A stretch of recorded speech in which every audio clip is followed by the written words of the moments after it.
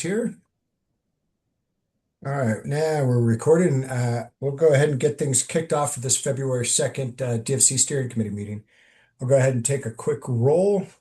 Greg Walsh. I'm here. Okay. Danny Steyer. Here. Lyda Scoggin. I'm here, trying to Okay, thank you. unmute. No problem. Kaylee Bentz. Yes, sir. Here. Great, thank you. Dax Albrecht. Here. Thank you. Shelby Leung. Here. Great, thank you. Matt Fogarty. Yeah. And Marcia Roby. Here. All right, fantastic. Well, thank you for everybody being able to make it to our February meeting as we've gone down to one meeting a month. I appreciate you making the time, and we'll try to use that time wisely and just kind of get right to business. We also have plenty of guests here today, so thank you very much. In a moment, we'll get to that. But first, I would like to get a motion to approve today's agenda with one correction. We received a grant from the Indian Valley Innovation Hub for the Indian Valley Job Creation Grant Program, and I set that out previously as the October version of that grant, which was to the tune of $35,000, I believe. That amended grant, which I sent out today earlier, so hopefully you saw that, raised or increased the grant request to $300,000. So that's a $300,000 request. So I just wanted to make sure everybody has that. But with that change to the agenda, may I have a motion to approve today's agenda? I move to approve Marcia. today's agenda. Okay, Lyda, got it. And a second, please. Marcia. Marcia, thank you. And all in favor? Aye. Aye. Aye. Okay, are there any opposed?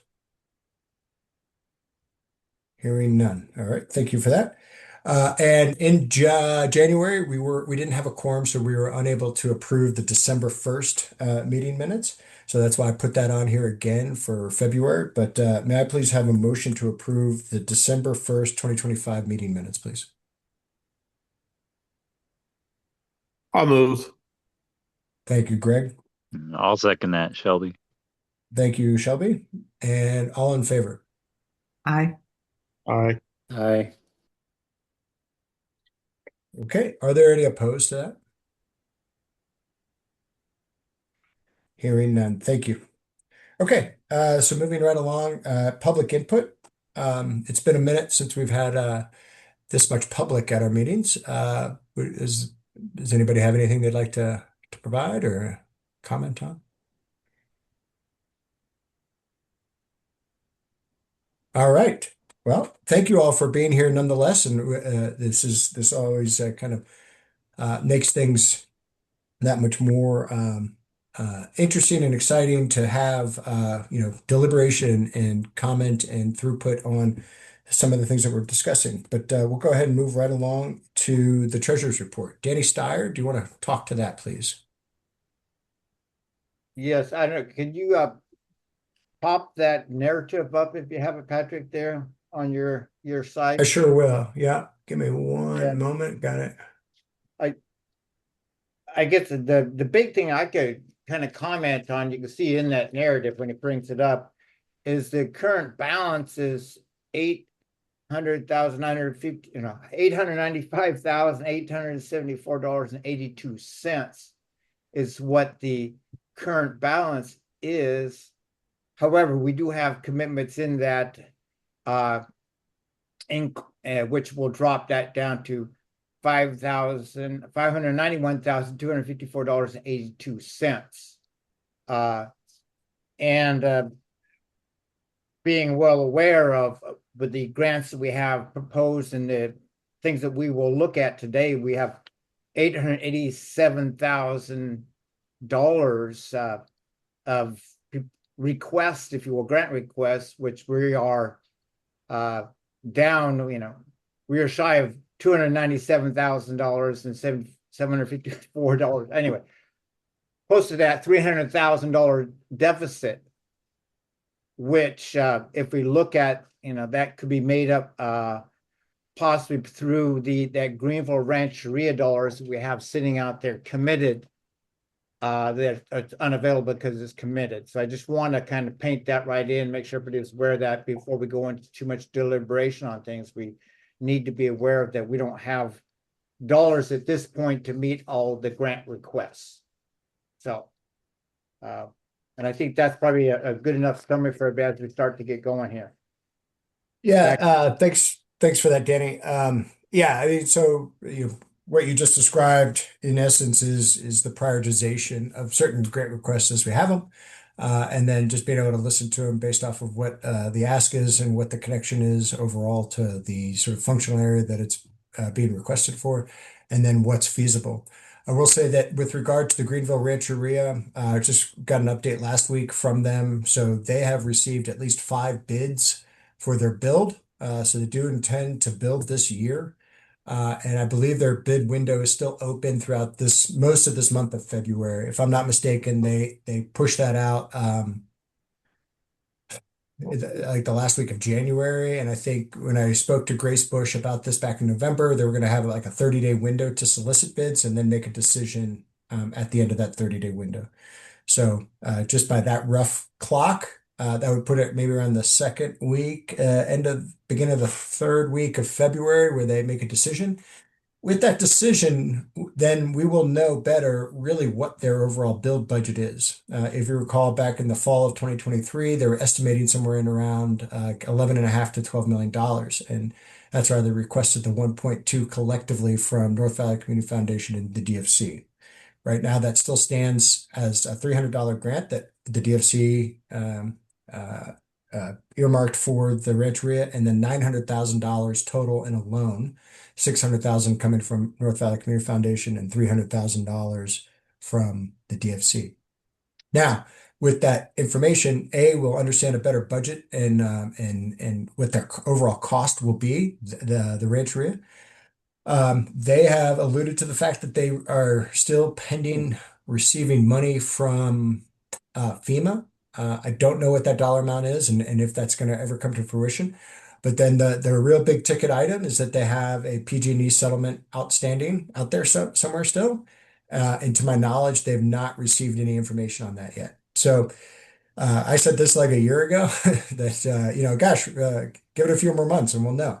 That was a year ago. And now here we are they started to talk about PG&E settlement stuff right around the time that they requested the loan grant from us. So that was the fall of 23.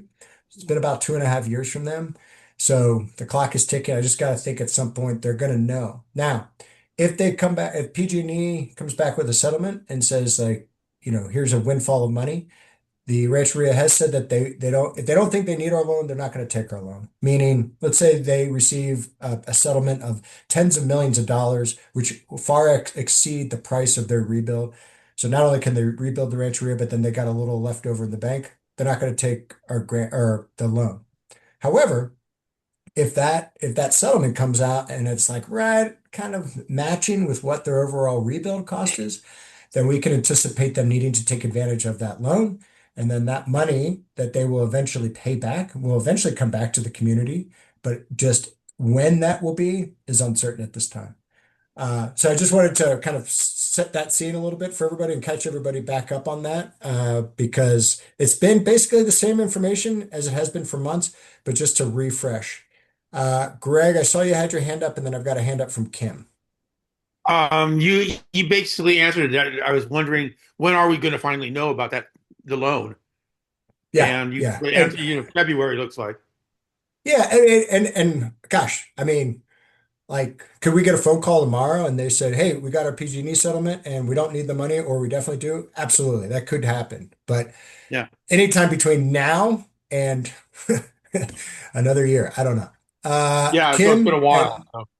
it has been a while, and that's what I'm thinking. It's like it's been so long that these things don't go on forever, right? So at some point here, they're going to know something, good, bad, or indifferent. We'll go to Kim and then Matt. Yeah, I think Patrick, you did a great job of explaining it. We at the foundation are kind of at the same place as you, knowing that we probably fairly soon could be, because we made this commitment so long ago. But when we talked to at least Grace, what we hear is they still really need these funds to complete the project. And we think it's obviously a really important project for your community, right? Not only to have healthcare, but to have those jobs. So for us, it might be tailoring our grant making that we might wrap it up here, by the end of, February, because the funds are gone. And then the grant would be repaid. When it gets repaid, then we would open back up another Dixie Fire grant making program based on what the community needs a year from now. At the same time, Danny, I know the requests are greater than the amount we have, and that's not unusual for what we see in grant making all the time. I mean, sometimes we get millions and millions of dollars in requests, and we have 500,000 to give away. And people can request. I've had people say, "Oh, I'm just giving you my dream. My dream is I'd love that much money." And so sometimes those are decisions too that you all as a committee might make today, and then decide in a couple months that you still need to bring community people back together if we know more. But I do think if we're going to change, if either of us are going to take away that loan commitment from Greenville Rancheria, they're going to need to know that ahead of time, because they are still counting on it, at least from the conversations that I think Patrick and I have had with them. So. Okay, thank you for that background, Kim. Matt, you have your hand up. Yeah, so I understand that you've still got to negotiate the terms, like the interest rates, repayment period, or the kind of commercial terms of the loan. Is that true, or is that some of that's been agreed, or where are you guys on the kind of the terms? No, that's true. So the last sort of conversation that Bill Hubbard, the general counsel for NVCF, Kim and myself, and this was just via email, is that really once the Greenville Rancheria really knows precisely what their loan ask is going to be, then those terms would be established to move forward with. So not only the time, but then any interest. When we first discussed it, it was going to be zero interest, right? Because as Kim just said, at the time that they asked, it was like, oh, this will be probably coming back in a year, right? Like, because they're hot to trot on the rebuild. Go ahead, use the money now, give it back to us, and then we can recycle this back out into the community in, later in 2024 or 25, That's obviously not occurred. And so now at this point, having, some timeline and some level of interest associated with it, just to be able to know that that money's coming back could be on the table.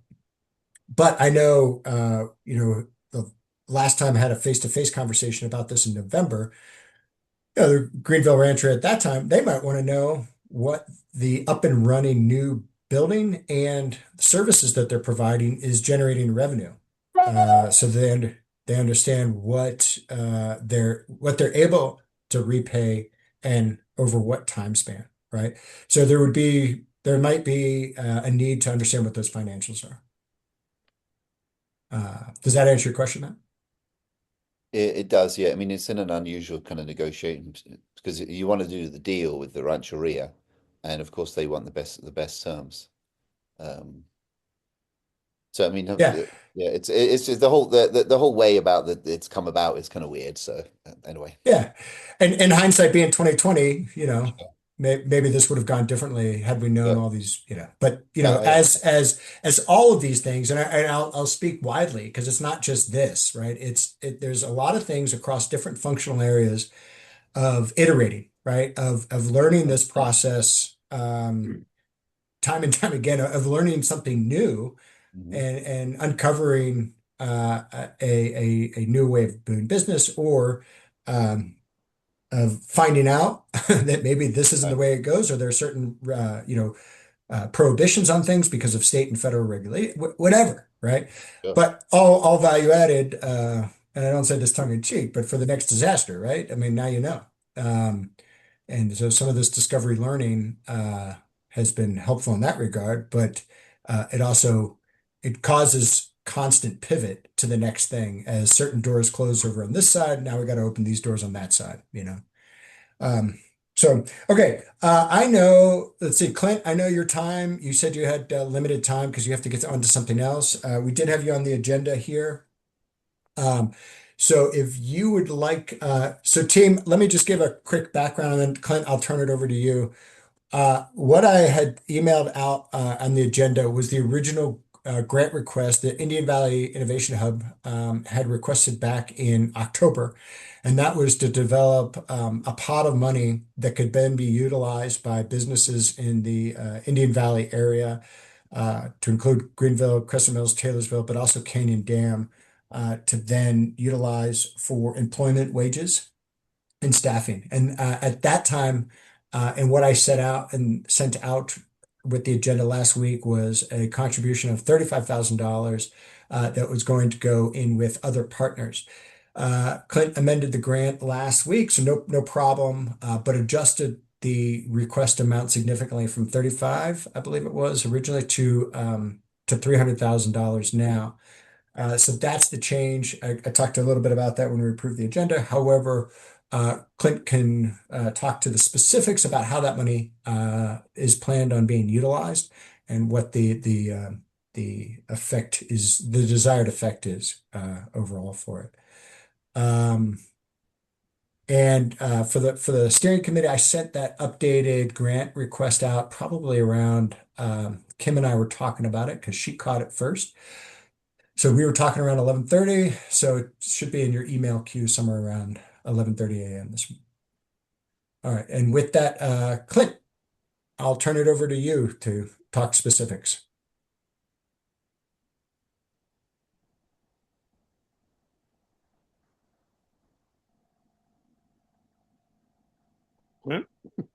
Clint? Clint, are you still there? I saw you had your video up a little bit ago. Oh, can you hear me now? You're coming in a little broken, a little garbled. Okay, I lost your video and audio minutes ago, and I can see you, but can you hear me? We've got you kind of spotty. It's still kind of spotty comms. It sounds like it's being broken up.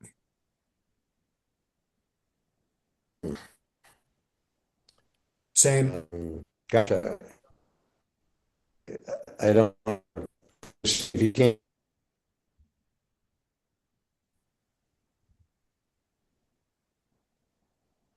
Okay, I think we lost Clint altogether. He's gonna try to get back on. Yeah, let's give him a minute to get back on. I know that we have Plymouth Rural Services following this, but I want to make sure we have kind of a time buffer here to make sure we get to everything. So let's just give this a minute. Do you want me to say a few words from the kind of? Yeah, Matt. I know that you were working with Clint on this. That'd be helpful. Yeah. So Clint submitted the final details, which are in the grant portal. But the basic idea is that we've been looking for ways to somehow fund local businesses. A lot of the local businesses are in kind of dire straits. The way station is the construction's getting is on hold. I believe, or very, very close to being on hold. The Evergreen, they're talking about selling it, and if they can't sell it, then shutting it down because they're losing money. The jerky joint just had a layoff, and he really needs to raise some funds. Lisa's place is potentially going on sale, and the Elisa's place is on sale, and in Young's markets for sale. There's not much capital in the valley. In fact, there's almost zero capital for businesses, and there's been minimal government support since the fire. There was like $20,000 per business for some businesses support, but there's been very little in terms of like support from the chamber or the DFC or the county. Like no money's really been put into local businesses, and the local businesses are really suffering. So Clint and I did some research about how potentially money could be invested in local businesses. One of them was a job creation grant, which is the one we're talking about today. And then we also looked into loans to local businesses as well, like that. And there's pros and cons of each approach. the main con with the loan one was having to involve third parties who really the minimum amount of fund size would be around $2 million for them to make it worthwhile. And also it would come with like relatively high interest rates and all the cost of those people. So anyway, so that's why we're probably not going to do the loan thing. It's just too small. There's not enough businesses here to justify all that bureaucracy. And so we're back onto the job grant idea. It's $7,500 per grant per job, sorry. And the 300 the way it goes is 300 grand, 10% is used for admin, with the admin being done by the Innovation Hub.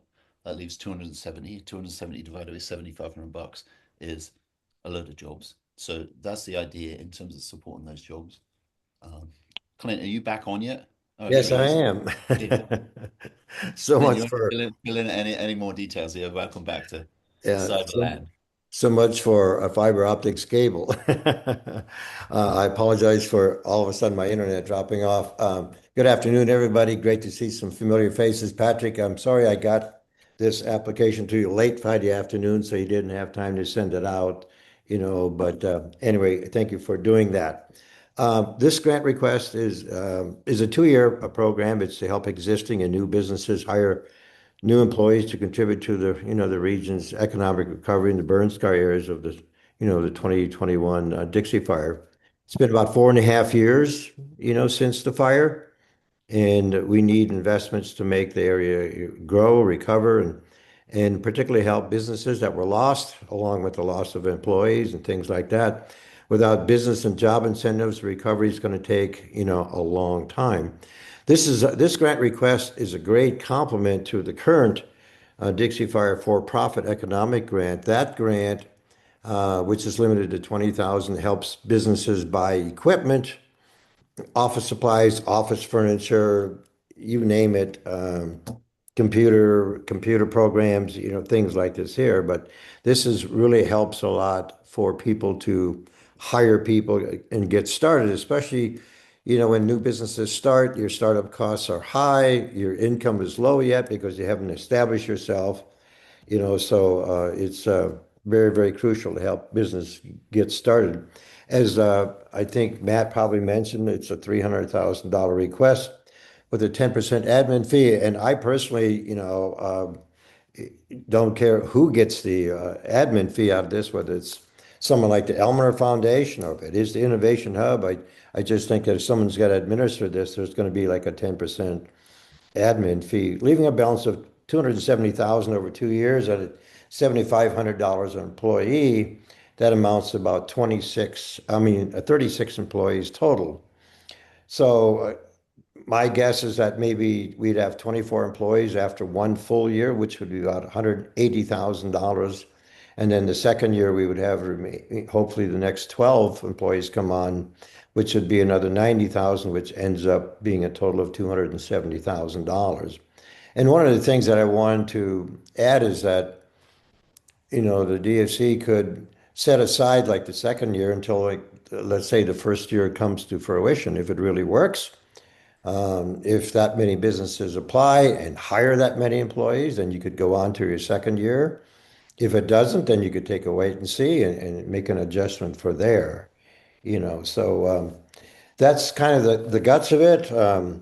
I apologize. I'm also making another grant request in about 10 minutes. I've waited 6 months for that meeting, and it got established on Friday, the same exact day and time as this meeting today. So anyway, I wanted to just go over a couple of other things. Like I said, this is going to help startup businesses. It's going to help existing businesses that's really have to, that need an investment to get started. I think we all know that we need investments to get going. And as Matt said, it would provide 7,500 for businesses for each new full-time FTE position created. 5,500 would be paid up front to eligible businesses at the time of the employee hire. And then the other 2,000 would be provided to the business after 12 months to make sure that the money is spent wisely, that this is not just a quick hire and then someone takes off and things like that, So Like I said, this is a 2-year program, and we really hope that it could be a catalyst or a jump start for some of the smaller businesses and also the large businesses. I think many of you know that the 2021 Dixie Fire for-profit economic development grant left some businesses out simply because it was based on LMI. So some businesses were just 60 feet from being eligible. And then, of course, because of the lines, they weren't eligible. So that's a little bit unfortunate, but but that happens. I'd like to have a committee of like 3 volunteers, maybe one from the IVH or whatever agency administers this program, and then 2 from the DFC Board of Directors to approve grant applications for eligibility and compliance. So, and of course, they'd be first come, first serve, just like most grants, things like that. They'd have certain criteria and things like that. I've been working with Plumas County for 4 years now with both the CARES Act and with ARPA grants, and now the 2021 Dixie Fire for-profit grant. There's a long list of criteria and compliance measures that have to be met. And of course, we would want them to be held accountable. The expected outcomes would be, the number of employees hired, the number of local residents hired, the number of new businesses started, population increase. As we know, if people find a job, they'll find some place to relocate, buy or build a house possibly, or rent or move in with someone, things like that. New people to the area sometimes bring, students to the schools, which is good. We can also measure maybe the amount of commerce and the number of businesses that are started every year, sales tax and things like that. So, and of course, we'd want to do some quarterly reports on some of the reporting just so you can see what's going on. So that's kind of the gist of it. And again, I apologize for not getting this to Patrick early enough on Friday so he could distribute to you folks over the weekend so you could take a look at it. But I'm available for about 5 to 10 minutes worth of questioning, and then I have to rush out of here. So I apologize.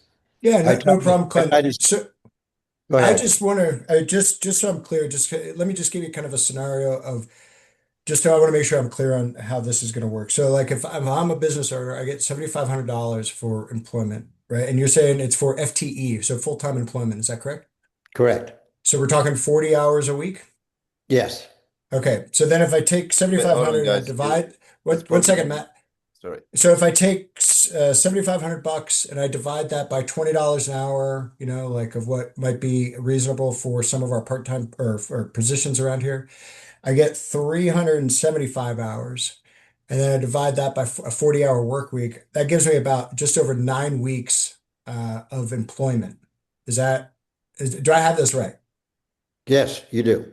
Okay, so it gives me about a 9-week runway with a new employee where I get the $7,500 as an employer to pay for that new employee. Correct. Okay, just want to make sure I've got that. Oh, so 32 hours. So Tyler said 32 hours is considered full-time employment by the state. Yeah. So let's drop that down. So And you're right, Tyler. Thank you for that. Hey, Clint, I think the FTE, the E part was actually full-time equivalent, meaning if you had like 2 20-hour people, that's the same as a 2 full-time. 20-hour. So it allows for 2 part-times to equal a full-time. Okay. FTE, the full-time. So I could get I could get 3 to 4 months out of it, depending. Yeah, Okay. I mean, and the way it's written there is $5,000 comes up front, then there's 2,500 to follow on later on. 1 year out might be kind of long, but the Yeah. so it's only Yeah, I mean, it all depends on the burn rate there, right? Of how long or how much that person's employed for. Greg, you have your hand up. Yeah, so this is absolutely for employees. This is not like a sole proprietorship that's getting a grant. It has to be somebody who has employees. Is that correct? Correct. Okay. I mean, it can be sole proprietor, limited partnership, S corp, whatever, as long as it's a business that hires employees. It's not Right. for, It's more than it's a not for a one-man sole shop. proprietor to hire themselves. It's to hire Right. additional employees. Right. Good point. Good point, Greg. Thank you. Yeah, they can hire themselves. Okay. Lida, you have your hand up. Yeah, I'm based on Matt's kind of pessimistic preface about all the businesses that have closed or are thinking about closing or selling or whatever. I'm just wondering how much thought or whether any research has gone into how likely this is going to be to produce new employees, and what kind of businesses are looking for new employees, and why is this a viable prospect? Yeah. Good question. And I'll go to the 2021 Dixie Fire for-profit economic development grant for an example. And I understand, that the economy is not the best in Union Valley, but it's not the best in Plumas County, and it's not the best in a lot of places. The Dixie Fire for-profit grant has 25 slots of 20,000. And to date, we've given out about 20 of those spots, and they've each got close to 20,000. I've helped 12 out of those 20 so far. And I can tell you, Lida, that it's really created a spark. When I talk to most small business owners, what's preventing them from expanding, growing, hiring, whatever, is equipment. They always, equipment has been the single biggest request. And I can tell you that, those businesses that did get the grant have expanded. Some have all opened up in multiple locations. They bought new equipment, they're more efficient, things like this here. So it's really created a spark. Every one of those 20 businesses has done well so far. I'm tracking that, and we're reporting to Plumas County. And yes, it's not the best time for economic development, but there's no better time to start than now. And those 20 grants have really been a catalyst for those small businesses to expand. Okay. Thank you, Clint. I've got Kim and then Tyler. Since this grant just came in, I haven't had a chance to have Bill from our legal department review it. I know we've had multiple conversations about how we can support businesses in times of disaster, because typically, grants are not made to profit-making organizations, not that the businesses are making much money, but we would just kind of need Bill to make sure. I know we would be giving it to the Innovation Hub, which is a nonprofit, correct, Clint? Yes, or some other nonprofit. Yeah, I'm Well, really just trying to help this nurture along, but yes, it would come to a nonprofit that would have to then grant it out. Didn't have to grant it out. So then they'd have to figure out legally how they do that from a Yes, equity standpoint. guidelines, compliance, legal guidelines. Yes. So, okay. Yeah. From our end, we just need to do more research. Sure. Okay. Okay. Thank you, Kim. Tyler and then Kelly. And I just saw Paula posted a question, which is part of my question too. So great. Okay. So looks like the question in the chat, does funding include the workforce training dollars offered by AFWD? Typically 6 months of wages and taxes. And the question was, does this funding include workforce training dollars offered through Alliance for Workforce Development? Typically No, 6 months. No, it does not.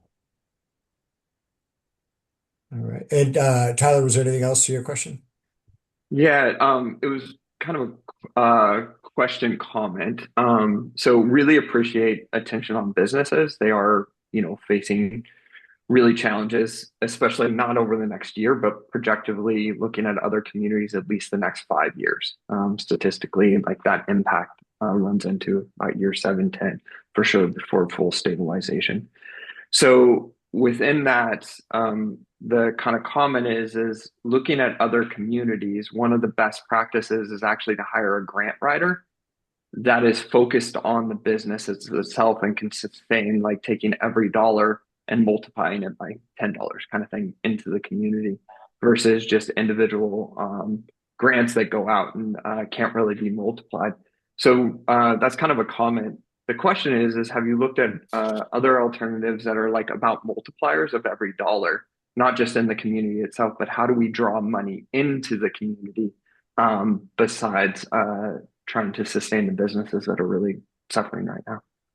Well, in most rural communities, the multiplier is the fact that any dollar that comes in, usually the multiplier is about four. It circulates at least four, sometimes up to eight times, because in a lot of rural communities, you don't have a lot of big chains. So you have the small moms and pops and things like that. Good point, Tyler. So yeah, it is a multiplier. And we've looked at other grants, and as far as hiring a grant writer in a year ago, the Innovation Hub got together with the La Sierra Chamber, and we wanted to hire a grant writer, and then all the federal grants came crashing down, so we kind of backed off of looking at that to help, just because so many grants were put on hold for 6 months because the language had to be changed, and now they're opening up, and now I see that they're Yeah. most of them have been rewritten in a lot of ways. Yeah. So it's taking a lot more time to analyze. The USDA grants, for example, I analyzed them yesterday. They're rural business, and economic development grants now have to be run through, public rural utilities. It's a whole different approach. So it's like we're still analyzing, some of the approaches we got to take. Yeah.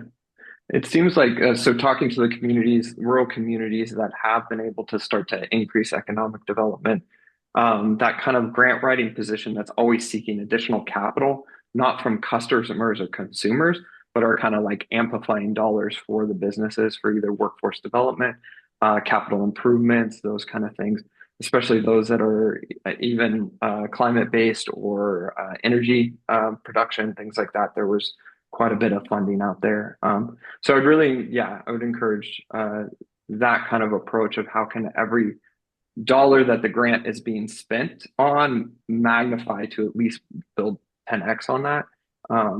What the next comment I have is that in all of the research, even pre-fire, the challenges were less around employees and more around housing to support those employees at the end of the day. And so it's not an either or, it's a yes and. It's like, how do we ensure that housing stock is growing at a pace that can support and actually lead ahead of the workforce development? And what we're seeing right now is like, my brother's company and like the ones that I'm talking to is like hiring employees is not the challenge, it's ensuring that you have the workflow to sustain those employees at the end of the day. That would be really supportive. Well, you're very right in your assessment, Tyler. Housing and employment go hand in hand. And I will say this real briefly. I lived in one of the biggest boom towns in the country in Gillette, Wyoming, back in the early 80s, and there was a critical shortage on housing, but there was many, many great jobs. And somehow people found a way to live. It wasn't good. It wasn't pretty, and I think if we brought jobs to Greenville, it may take a while before housing catches up. So they may have to look at Chester, they may have to look at Quincy or something like that. But yes, it's definitely a challenge. But I'm really happy that we're talking about jobs and housing at the same time. So I can take another question if it's you, Kelly. I've got three in the hopper here. I've got Kelly, Danny, and then Matt. Okay. And let's see if we can. Oh, Kelly, you're still muted. I'm sorry. I'll be very brief because part of my comments were covered by Tyler's. But one thing I'm concerned with, I think it's a wonderful thing to support businesses in finding some kind of subsidies for their employment. I think it's outstanding. Our businesses are really suffering. I'm concerned though, because it seems like a lot of the businesses that I'm familiar with that are having difficulty are in the retail sector, which tends to require customers. And we can hire employees, but if we're not feeding them with customers to support that business, they will go through that money in a very short period of time. prior to the customers being established. And what establishes the customers is bringing the population base up, which is where housing comes in. So it's kind of I want to make sure we don't get the cart before the horse. How do we generate customers that are going to support these small businesses, especially the retail businesses? And do we focus on the housing and the integration of customer acquisition first, and then help the businesses sustain that customer base by providing them subsidies to help hire employees to service that? Those are just my comments. Yeah, Okay. just real quickly, depopulation is probably the biggest loss to a community. So for communities to bring people back, bring jobs back, is just really, really paramount. I will say this, from the 2021 Dixie Fire for-profit grant, 20 small businesses have been granted, that grant. I've helped with 12 of those, and also at the and I mentioned this to the DFC before in another grant request. We have 17 Indian Valley product makers that sell out of our facility in Quincy, and we're trying to create an online store. We know that Amazon kills retail and things like this here. So we're looking at how can we get, new businesses, new markets, because, things are changing, Kelly, you're exactly right. Okay, real quick, Clint, I know you have to go. So Danny and then Matt. Yeah, I have a quick one, Clint. So thinking about first year, second year, but you did mention that. And so what about looking at a possibility of a 200,000 first year and 100,000 the second year, just to kind of look at for dollars flow and some with granting possibilities? I'm totally open to that, and that's why I put that down as kind of like a set aside. It's like, okay, you're giving it, this is a gamble, and if it works, then you can continue on in the second year. So you're not overcommitting. We want this to work. We want Indian Valley to grow. So yeah, we're willing to be flexible on that. I think the DFC could help write some of those terms. Okay, thank you, Danny. And Matt, Yeah, over to actually, you. no question. Okay. All right. So a lot of good conversation in the last 25 minutes on this. Let's continue to think about that. And then if, of course, I think everybody's got Clint's email. If not, I'll post in the chat here as we conclude. So if you have further questions, you can go direct to Clint to ask those questions. And then we'll just kind of figure out what things look like here as we proceed. All right. Thanks for joining us, Clint. You bet. Thank you, everybody. Appreciate it very much. All right, Clint, good luck on your next meeting. You bet. All right. All right, next on our agenda is we have Plymouthville Services. So let me just give a quick kind of background here as best as I can, and then we could talk about two separate grants that PRS is applying for. So, and back to Danny's treasurer's report, right? So you may recall that in December of 24, the steering committee voted to approve roughly $600,000 in total to the Amador Foundation, who at the time was going to shepherd three separate projects. One was around rental housing that could be available for locals. One was around working another program called Trio, and then yet a third was around building multifamily housing in conjunction with other industry partners in Plumas County, namely Sierra Pacific Industries. That was SPI was talked about at the time as being the principal investor into essentially a housing development. So the money was allocated in December of 24 and was given over to the Amador Foundation to continue to round out this plan.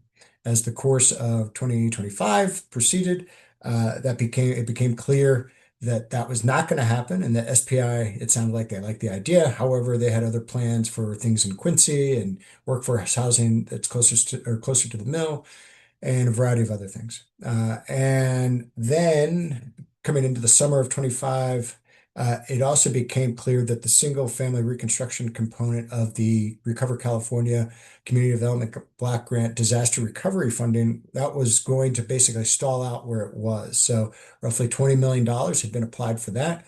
And then there was another portion of that CDBG DR money that was also applied for retrofit, like defensible space and hazard mitigation on homes, fire mitigation. So that money was underway, and Recovery California was working that piece. That left roughly $8.75 million available of CDBG DR money that could be repurposed. And it wasn't realized that it could be repurposed until the question was asked. And then that money belongs theoretically to Plumas County because they applied for the grant through Housing Community Development, and HCD received it from Housing and Urban Development at the federal level. So with a work plan amendment, it became realized that that money could be repurposed, that $8.75-ish million could be repurposed from single family reconstruction to multifamily construction.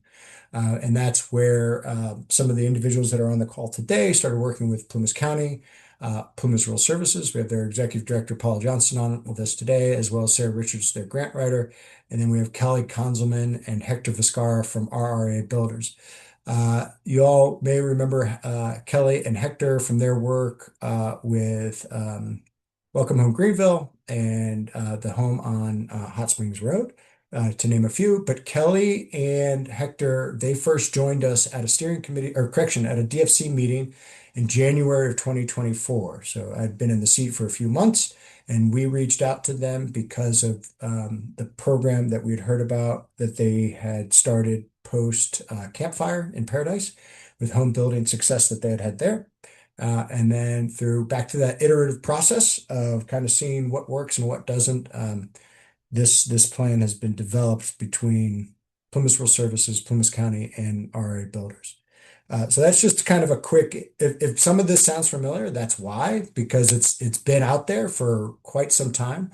I know that we as the steering committee, we've talked about this back in the fall of this sort of forthcoming project. Well, this forthcoming project has now come to fruition, at least from PRS's perspective, with a grant request of approximately $513,644 for the Built for Plumas program, and then an additional $71,377 that would be applied to staffing at the Plumas Housing Council for the long-term management of some of these things. So that's just like a quick once over. I will turn it over, I think, probably Paula. I'll turn it over to you to fill in all the details that I missed and just to expound on what you're all working on. Thank you, Patrick. I appreciate it. It's good to see everybody. I am actually going to turn it over to Tyler. PRS didn't come into this picture really until July. So history was, created before we came into the picture and why we're in the picture at all. So Tyler, if you want to jump in, and then I can fill in wherever I need to. Yeah, hi everyone. It's been a trip down memory lane trying to remember all the paths that we went down. Quick reminder that the Almanor Foundation has contracted with Elemental P to move the housing efforts forward. That is what we've been contracted with. And when we initially, back in October 7th, is my memo that was sent to the DFC Steering Committee of 2024 that outlined, we had three primary objectives that we were looking at: supporting homeowners, supporting renters, and marketing at the end of the day that we were really looking at. And those were the programs that we brought together, with Lease to Locals being a marketing avenue that we could push, build to rent, and then what ended up becoming Welcome Home Greenville, that program that has actually sold the first home and into the second home. So our role in this is really coordinating people and making sure that efforts across the county are aligned towards the housing needs of the county as a whole. So that's been our role. In 2024, October 7th is when we submitted a memo. I'm happy to resend that memo that we sent to the steering committee. We sent another memo coming back in the 10/21. 11/4, we had a discussion, and then 11/18/24 was when we were looking for a vote on those previous dollars. In January and February of 2025 is when we started to realize SPI wasn't going to be at the table. And so we were looking for other opportunities to ensure that we were building housing stock. And that's where the funds from the CDBG DR funds had come to the table. Patrick has run through this story and the narrative. Through that, we've been just trying to figure out an avenue, one, that those dollars don't just disappear. Basically, if we didn't have a project lined up, those dollars were going to go away, and they had a timeline associated with them. And that was ranging between $11 million and $14 million at the time from the CDBG DR.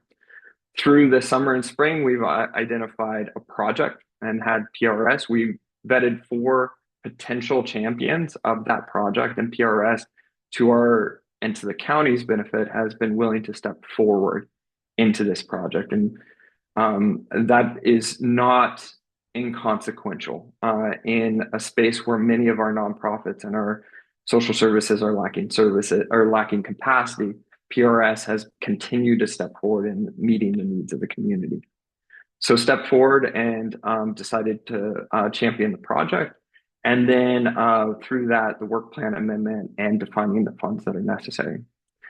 At the same time, realizing that the original intention of the grant application in 2024, late 24, that got approved in late 24 and was supposed to be through 25, wasn't aligned. That's when we canceled, basically rescinded the grant.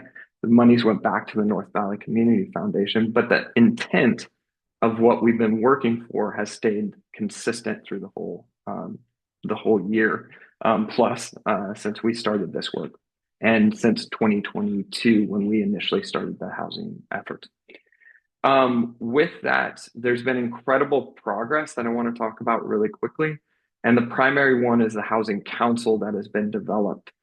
The Housing Council is an organization and a body of individuals, organizations, companies, nonprofits, for-profits. County is at the table. At our last meeting last week, there was 26 in attendance at the meeting, representing the SPI, representing the county, representing local businesses, and some individual developers that are coming to the table interested in developing housing stock in the county. Deep gratitude to Kelly and Hector because they've been on this journey for a very long time.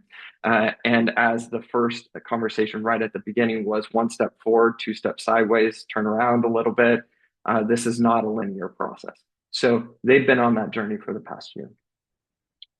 As the Housing Council got formed, this project is one of the key aspects of that, and is also one of the grant submissions today, in which there's 2 grant submissions from PRS that Paul and Sarah can discuss. What I also want to say, and really excitement, I'll throw this in the chat box, is we have PlymouthHousing.com that is live as of this last week. That is a marketing effort to market all things housing in the county, both for sale and for renters. And that will align with other marketing endeavors called Move In. So if you're interested in anything the Housing Council has been doing, which is a significant amount, please reach out. We'd happy to connect you with any of the meeting minutes and things like that. All that's to say is the grant proposals in front of you have full support of the Housing Council, the Almanor Foundation, and many of the partners that have been moving housing forward across the board. And we're deeply appreciative of your consideration. Thanks. Thank you, Tyler. When Tyler came to the Plymouth Rural Services Board of Directors, our board did agree to tentatively move forward with this project, and tentatively meaning that the work plan had to be revised by HCD and approved by the federal government, and we would need to get the final numbers back. It has gone through its amendment process. It has been approved by the federal government, and HCD is writing up the policies and procedures for the project now. In the meantime, we have learned a few things. One, we have been acquiring LOIs on properties. All of the properties are in Greenville at this point. It's 15 properties. We're still looking for 5 more. About 3 are tentative at this point. So I can say pretty confidently that we will be 100% building in Greenville. Sites in other areas of the county don't make sense from both the financial point of view and frankly from a philosophical point of view of wanting this project to support the recovery of Greenville. In addition to those 15 lots, we've had to start the environmental work. We've hired an environmental consultant from Chico. He's completed the first community broad assessment of the area of Greenville, specifically in Plumas County. That's been submitted to HCD for approval. Upon that approval, he will begin his work on each and every property that we have tentatively looked at. So the goal for us right now is to have some cash to be able to get into escrow quickly once we have the go forward from HCD, pay the closing costs on those things, and also pay for the NEPA consultant. We've paid, I think, to date about $20,000 for him already, just out of unrestricted funds. In addition to that, Kelly and Hector have been working behind the scenes doing plot planning for the submission of things to Plumas County, which I will let Kelly talk all about that. That is his area of expertise. It's certainly not mine. And then if you have questions about the budget or any on the proposal itself, I can get into that for you. Kelly, you want to share from your point of view? Yes, I would. First of all, just kind of like to regress for a second and talk about how we came up with the scope of this project. We knew that there was at one time talking about around $12 million that was available in remainder of this disaster DR grant that was available. And we wanted to try to take advantage of as much as we could so that we didn't lose the money away from housing. We wanted to keep that money into housing. But more importantly, what we needed to do is we needed to create a business model that made sense for PRS that would allow us not only to construct these homes, but them to be rented on a long-term basis, on a cash flow positive basis, so that it did not become a liability for PRS to take on this project. Rather, it became an asset to PRS, a long-term asset.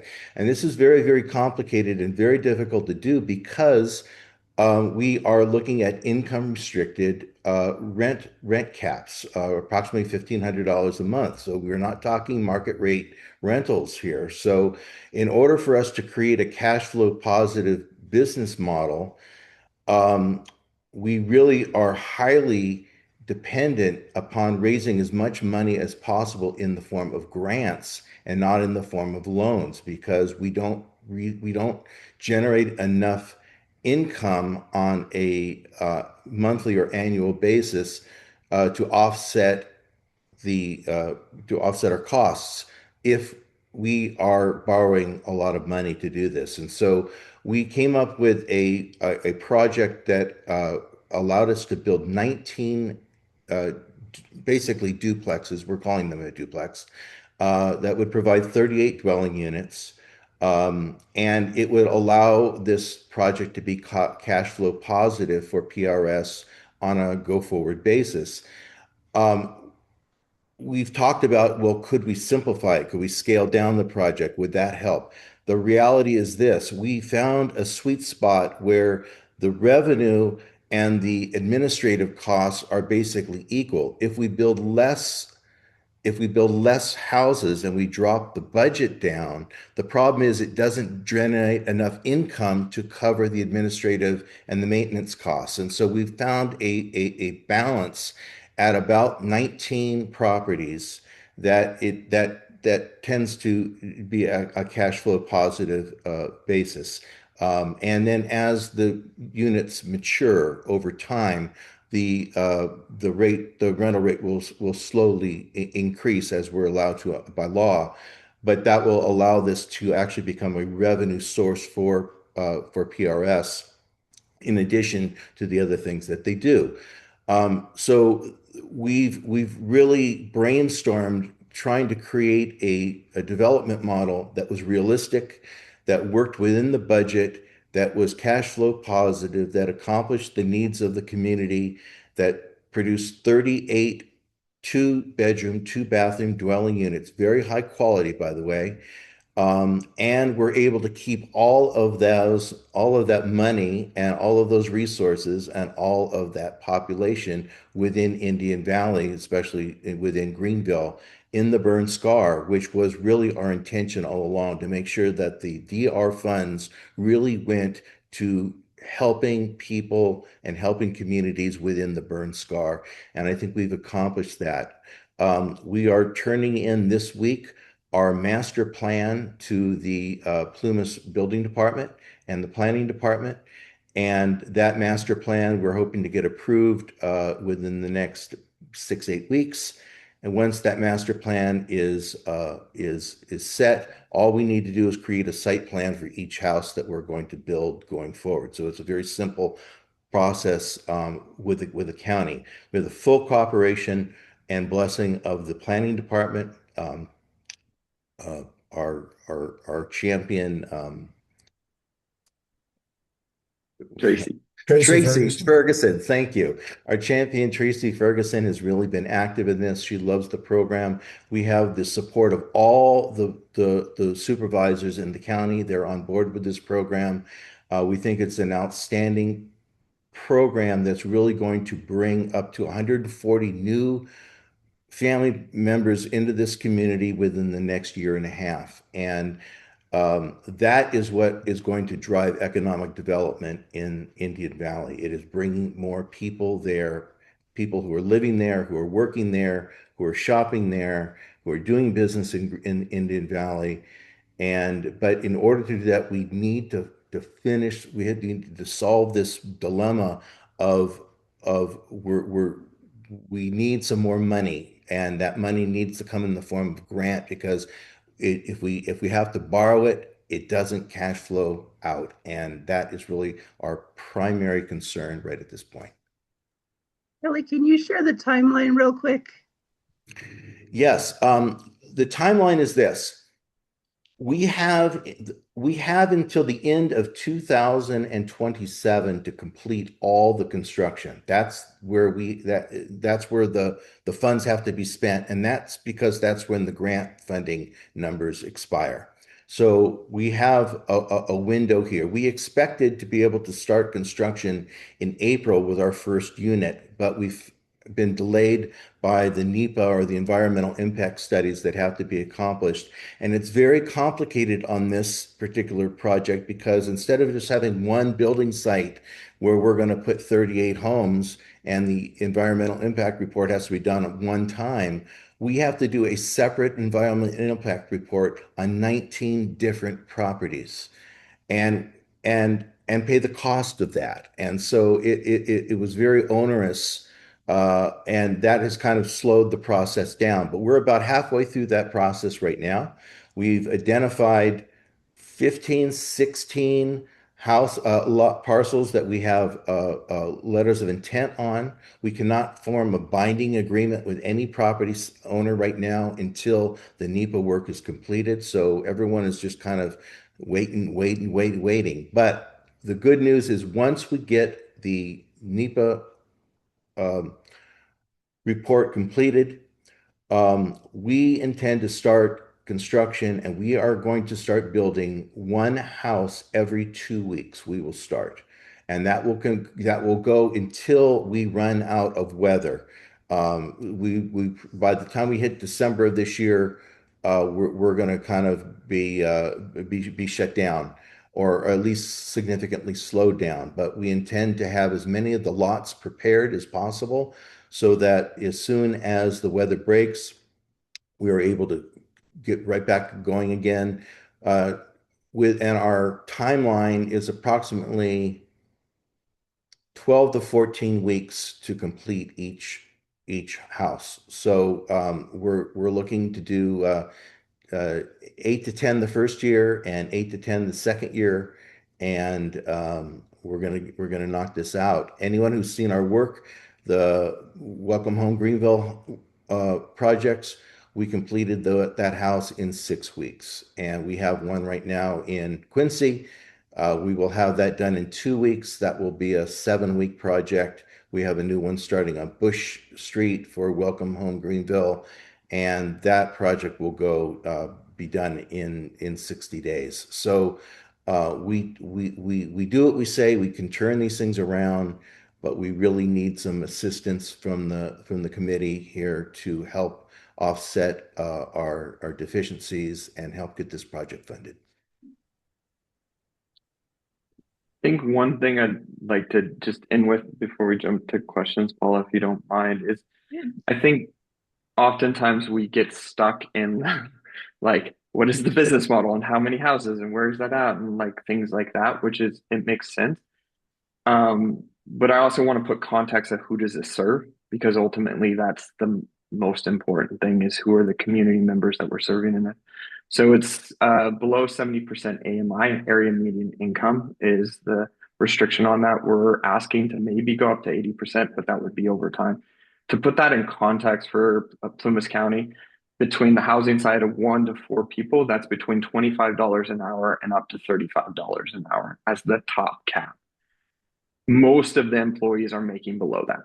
And I know that because peers own businesses and things like that. So this is very much serving our workforce at the end of the day. Those that are at the coffee shops and working at the mills and kind of all of those categories, they're in that, in this income restricted, they would basically qualify. And so I say that because oftentimes there's belief systems around what income restriction looks like. And I just wanted to clarify that this is really for our workforce at the end of the day. Thanks. Thank you, Tyler. And just real quick, I want to clarify, just so that I'm going to share my screen here real quick so that everybody knows what this actually is. And so when you look at the Built for Plymouth budget, I think you're seeing that, this one on the left. It says NVCF, but that would come from us, Dixie Fire Collaborative, and it's this dollar amount here in the blue column. That's where your eyes should key as you look at the overall budget.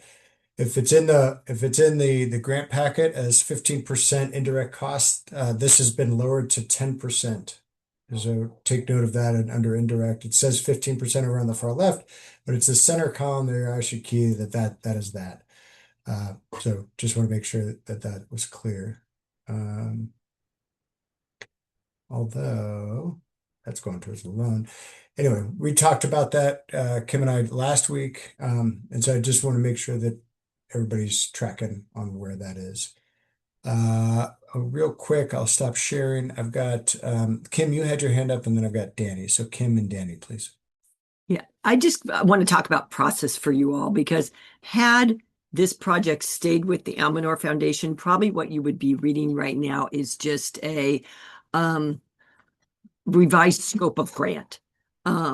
Because that's basically what this group has done. They've revised the scope of this grant. They're still doing housing. It just looks different than what they thought 2 or 3 years ago. And we've seen this happen so much with our other disaster work, is you start to go down one path and then you realize there's a different path. And then when they went down the path that, oh my goodness, look, we can get these millions of dollars in federal grant money, organizations like the Almanor Foundation just are not set up to do that. And so what Plymouth Rural Services is really doing is stepping into kind of work like Chip does in our community, which is help bring this kind of invaluable resource of federal and state grant money to your community.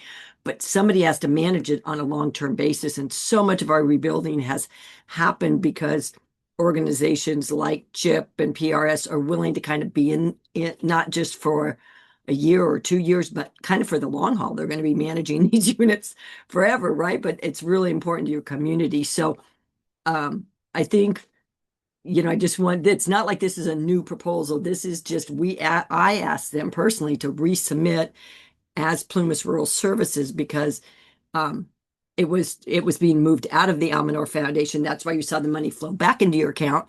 And it's going back out, maybe in housing, but same type, scope of work, just a different organization. So that's why you're looking kind of at a whole new grant application. And they have a lot more detail now probably than we did, right, Tyler, 2 or 3 years ago. So, and I think from our end, I'm going to have to hop off here in a few minutes, but you haven't gotten to the other proposal yet. But I think NVCF would be very interested in sharing or doing the Plymouth, continuing to fund the Plymouth Housing Council too, if I have to hop up before you get to that.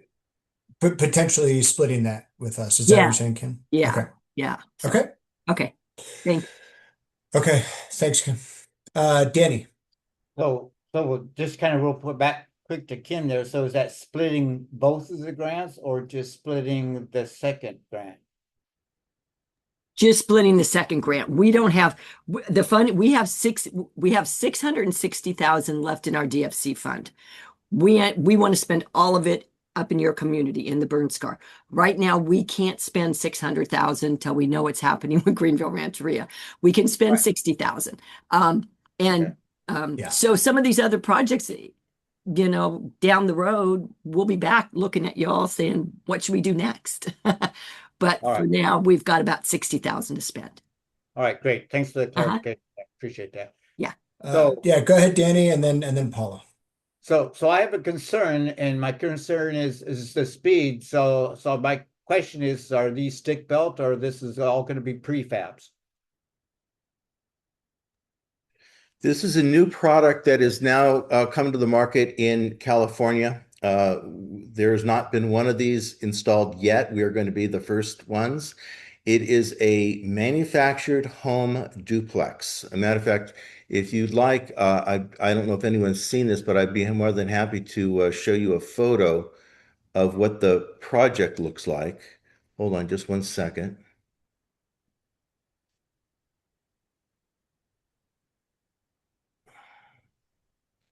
Greenville.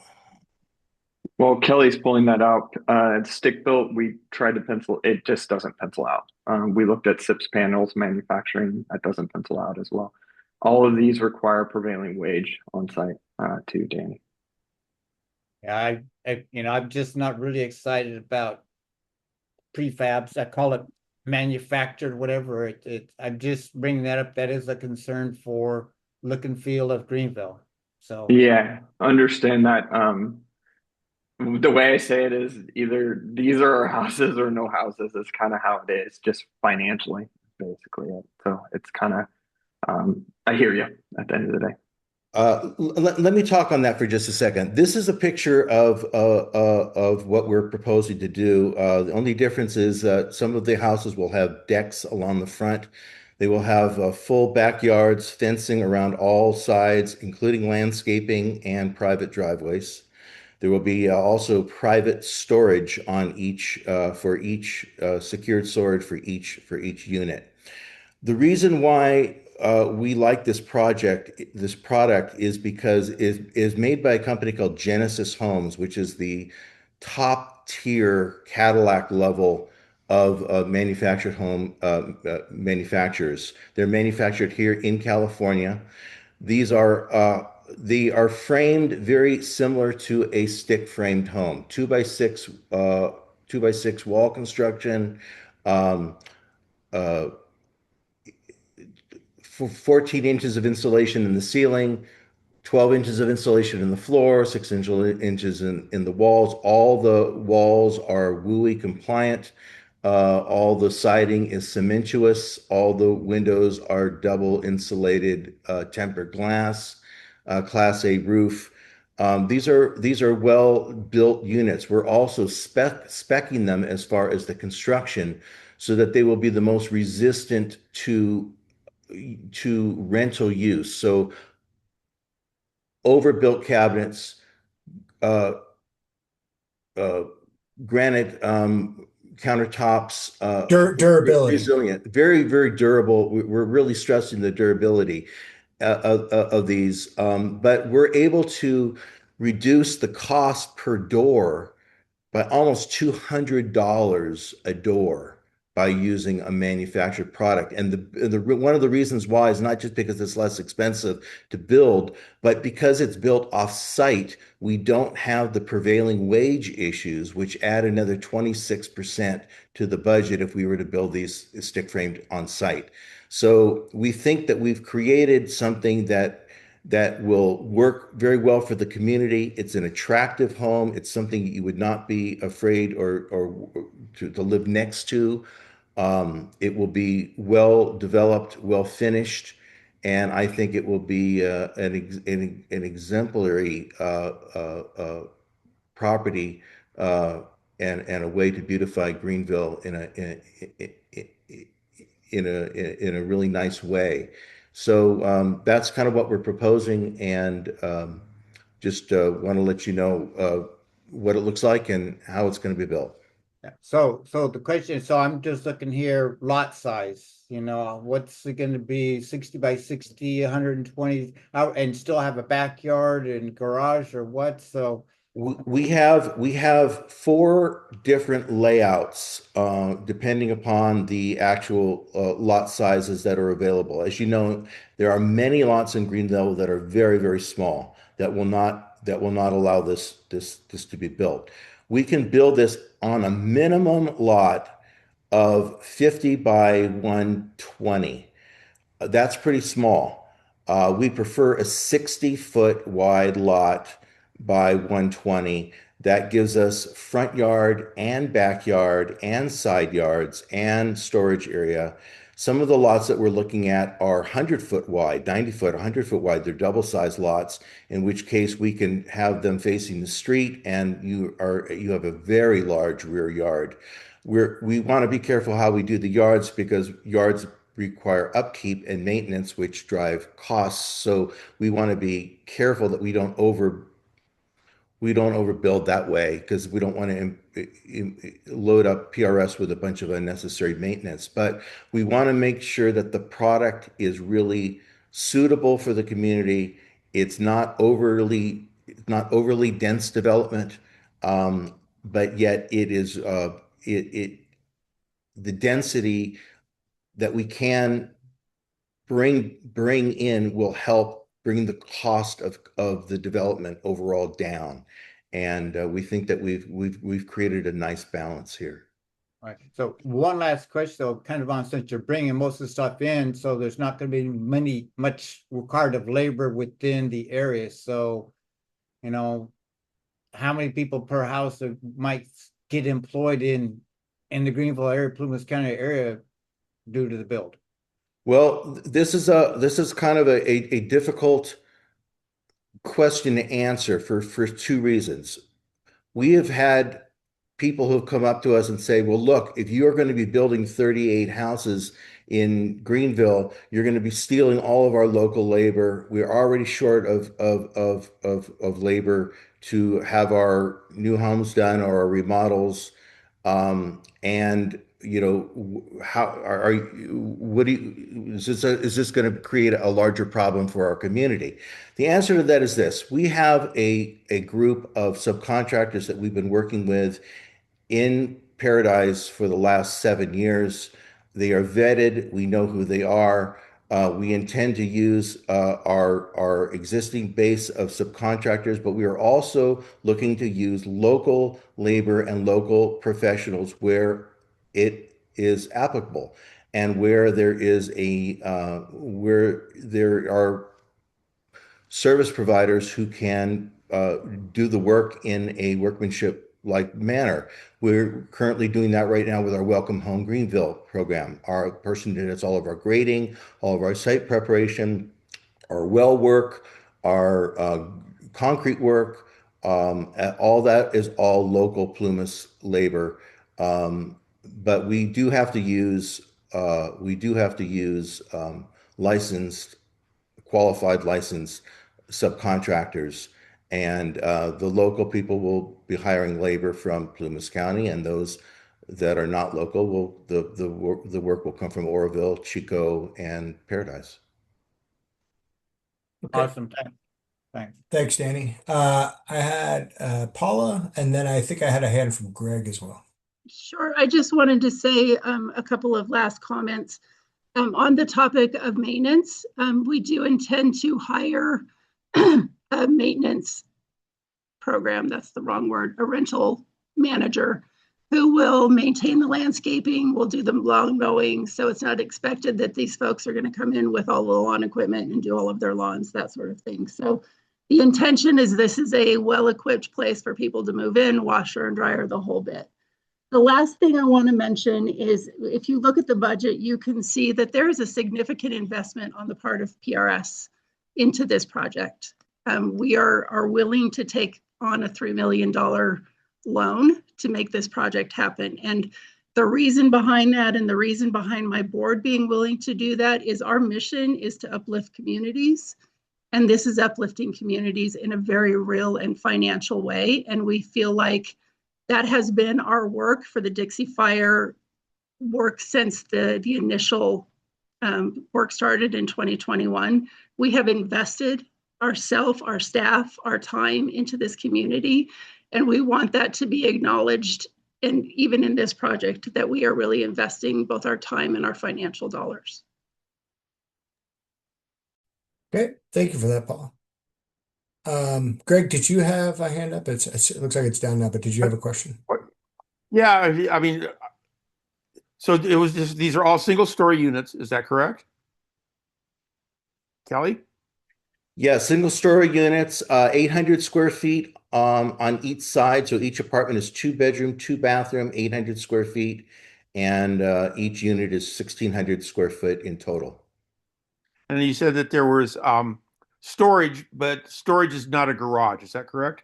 It's not a garage. No, there will not be covered parking. The storage will be such that it will be either a standalone steel structure, or it will be a structure that is mated to the side of the building that will allow the tenants to keep their personal belongings secure, safe, dry, and out of eyesight.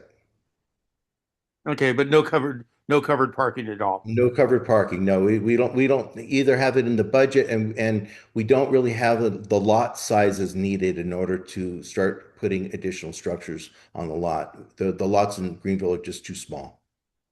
Okay. And Paula?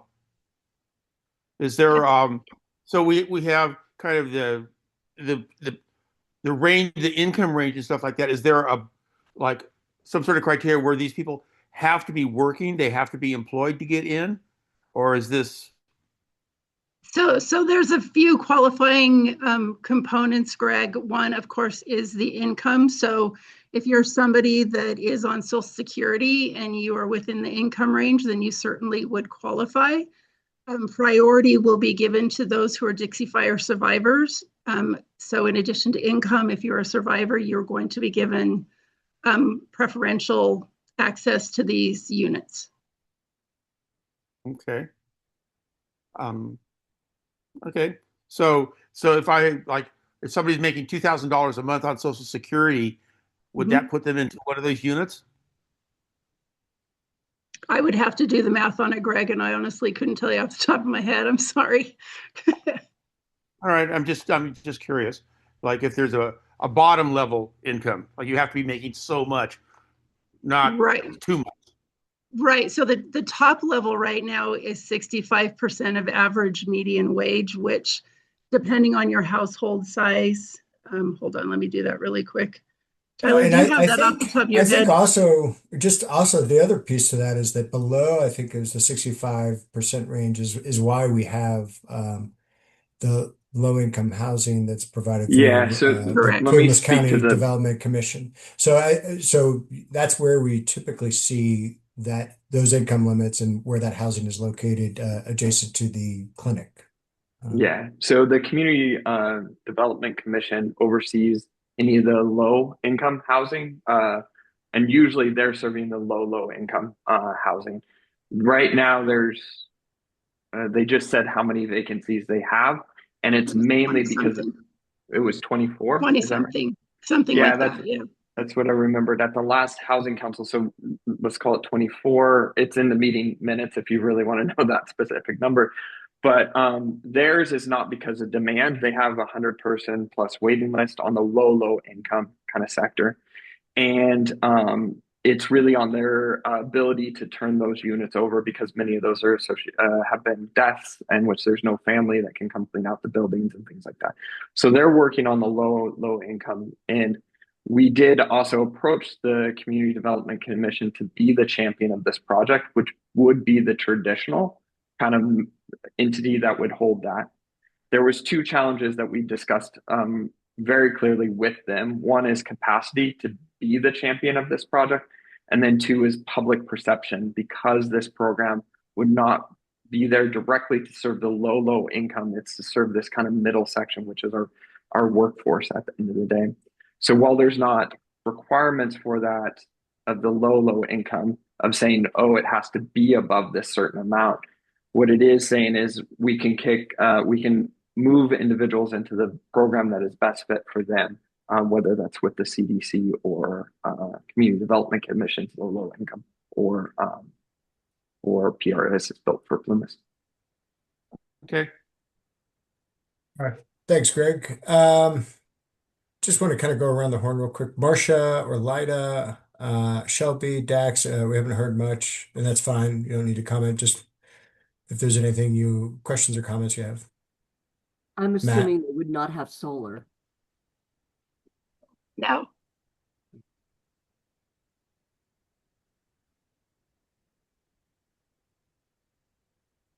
Anything else, Marcia?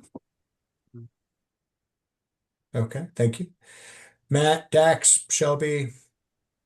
Are all the units going to be the same duplex design, or are you going to have any split up or singles or one above the other, or is there going to be much variety in the design of units? No, the design is the standard design. What we will do is we are going to do different colorations and color palettes on those designs.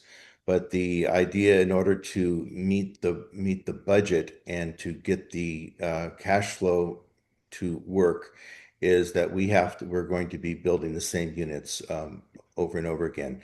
Now, when I say over and over again, we're only talking 19 units in a town that's lost, 1,000, 1,200 homes. So it's not like you're going to drive down the street and every house you see will look like one of ours, but there will be some semblance of order that we'll establish, but they will be the same basic plan. Kelly, you did mention decks. Are those still included in the budget, or have those had to be? Yeah, we still have front decks included in the budget. It's just that on a 50-foot wide lot, we may either have to reduce it down significantly, or we will have to just put in the wide stairs like they're shown in the artist rendering. But on the larger lots, 60 feet and above, they will have a 10-foot by 16-foot, or I'm sorry, 8-foot by 16-foot Trex deck. Are you going to run a fence down the middle to kind of separate the two halves? Yes, the design is such that the backyards are segregated so that everyone has a private backyard that is completely fenced and gated. So if you have dogs or kids, you have a place to play. You also have a place to put your bicycles and your things like that. That would be out of sight. The front yard will not be segregated with a dividing fence because we want to keep the houses looking more single-family style. We're also looking at using what's called a cornerstone foundation. We're working on the budget on this right now, but a cornerstone foundation is a concrete perimeter foundation that allows us to sit the house down lower into the building pad, and it gives the appearance more of a single-family stick-framed home as opposed to a manufactured home that's high with skirting around it. We're trying to avoid that as possible. Okay, thank you. Dax, Shelby, or Lida, any questions or comments? Nothing from me. It all sounds like a great project. Agreed. Sounds great. Yeah, I felt similarly. Okay, thank you. Danny, go ahead. Yeah, real quick is those decks and things. I'm a front porch guy. So, wanted to make sure. I know Tyler's smiling because I've been beating this drum ever since started to look at rebuilding our house with that front porch. And so I really want to hopefully see the front porches, when possible, facing the street so we can have our communities. You can build houses and such, but if we don't encourage the community, anyway, that's my speech. Okay, Thank you for that, Danny.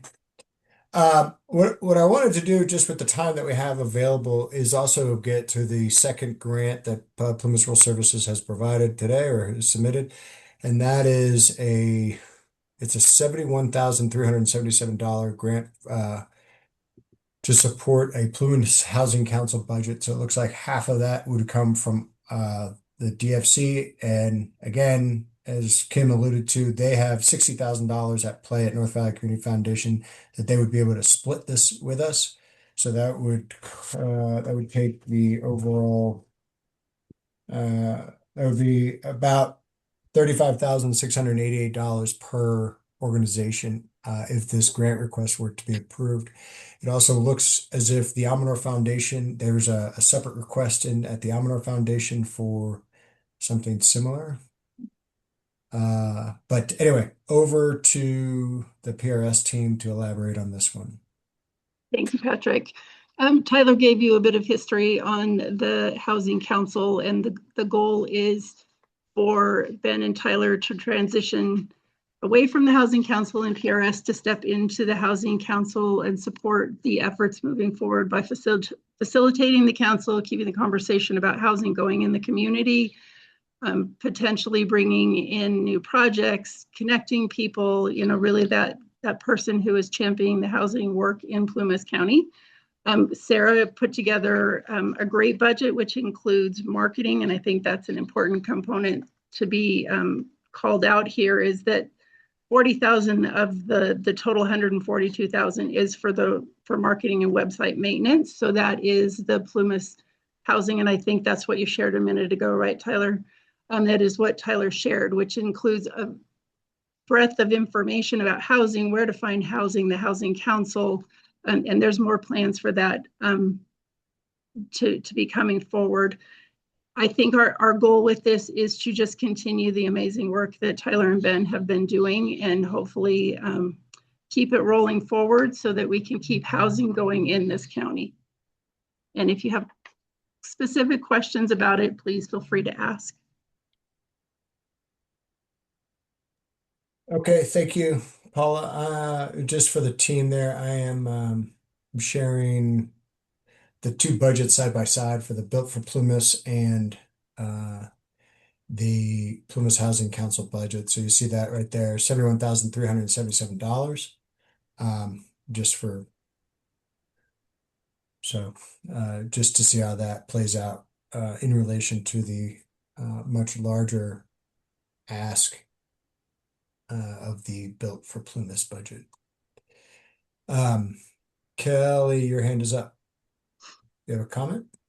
Yeah, just very briefly, on the Plumas Housing Council, I know most of the people in this room have not been a participant, but I would like to say that from my standpoint, I have just been nothing but absolutely impressed by what we've been able to accomplish in this council in a very short period of time. The cooperation and the quality of the participation has just been outstanding. We are really moving forward. We're getting things accomplished. Everyone is pitching in, everyone is supporting this. And I tell you, I'm just very, very pleased. I will tell you that this $73,000 will be money very, very well spent. It will come back many, many, many times over. But we need to keep this excitement. We need to keep the momentum going. And when we lose LMNOP as our spearheaders here, we really need someone in place that is going to take the reins and continue pushing this forward.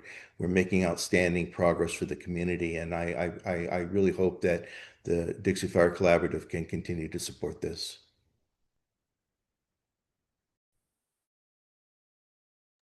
Okay. Thank you, Kelly. And I think I was just sharing parts of the website that is out on the street, so you can see that. Okay. Questions, comments around this grant request?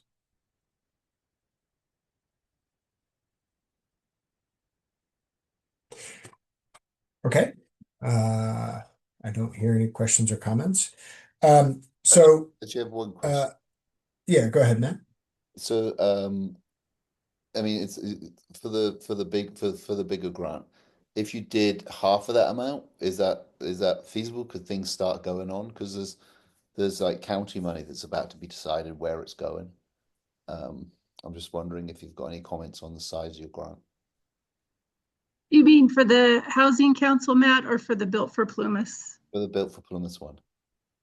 The housing money, or there is no money coming from Plumas County for Built for Plumas.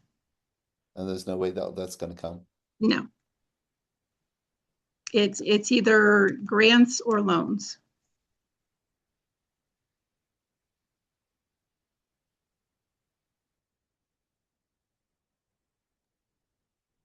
Okay. Okay. So kind of taking it back up to the top, we started off the meeting just with Danny's report, and there's roughly 585,000 available with regard to the money that the DFC currently has to allocate to anything. And so the reason that we have the 585 back is that did come back to us at the end of December from the Amador Foundation, because this is what the previous money was allocated to. So kind of as Kim alluded to, this would be repurposing this money back to PRS because the scope of work has significantly changed. However, it as it looks, the changes actually are maybe a little bit more concrete in terms of the implementation of this plan juxtapose previous iterations, right? So I think it's important to once again realize that this is a way to reduce the delta of the grant request, or the correction, the loan request that PRS is playing with in order to make this more economically viable. One of the pieces that the steering committee has grappled with for these many months and over years is what the housing picture looks like here in the greater Indian Valley area. And this is a problem even pre-fire. Having been a family that moved here and was almost, I was thinking about, maybe not even doing so because we couldn't find a place to live until something literally changed at the last minute. That allowed us to rent a home for a brief period of time. So anyway, been in this situation before, and then worked on the other side of being a intermediary property manager, and just would get hit up all the time with requests for rental properties for the first 6 years that we lived here before the fire. So, I know firsthand that the demand is always there. So again, there's some options for the steering committee here. These are things that can be voted on right here today to move forward with this plan as it is, as it's been described from PRS and as it's been requested. There is the option, at least available from North Valley Community Foundation, to consider them funding half of the $71,377 for the Plymouth Housing Council funding as that stands right now. So that would be a total of 35,688 coming from the DFC to support that grant, and then the other half coming from North Valley Community Foundation. And then, of course, there's the $513,644, which is the bigger request for Built for Plymouth. Again, back to the Indian Valley Job Creation Grant Program in its entirety of $300,000. That's not something that we could do completely right now as it stands. If we receive any additional grants at this from this point on, depending on how things move forward today, those are things that would all be bookmarked and would still be in the queue to be deliberated upon, just at a further time when we know more about the Greenville Rancheria loan agreement. So that's a consideration as well. I do have on here the $2,000 for the Friends of Plymouth Animals. That's if you recall, they submitted that for the spay and neuter event that they plan on having in March. If that is something that the team wanted to proceed on, if the DFC decided to split the Plymouth Housing Council one with the North Valley Community Foundation, then there would be funding available to provide $2,000 since it's a relatively small grant. So I just want to define that environment for everybody so that you kind of understand what we're working with and what we're not working with. Well, I'm prepared to make a motion to fund the Built for Plumas project at $513,694 and the Plumas Housing Council project for the half of the 71. So I think it's $35,688.50. Right. Let me, if thank you for that, Lida. I'm going to do this twice. So we're going to split those up so we have two separate votes. But thank you for that. Do I have a second on Lida's motion to fund the Built for Plumas at $513,644? Marcia seconds it. 1 second. I do have Danny with his hand up. Okay. Yeah. My calculations, we can go ahead with that funding full for the housing council and still consider the spay and neuter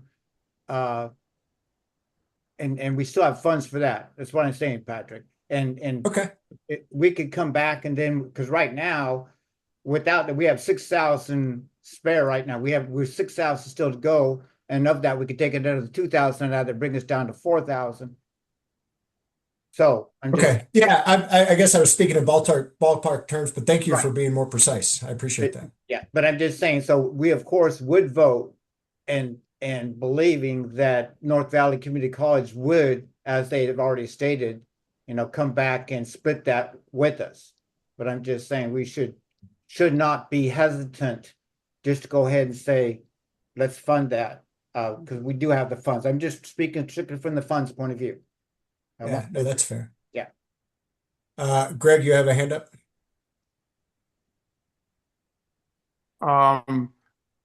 Is it, if we don't fund it to the full $550,000, will it still go forward and it will just be incurring a larger loan, or is there, like, if we fund part of it and then we can direct some funds to more quickly towards something like Clint's program, will PRS still go forward with the project? So that is a two-part answer.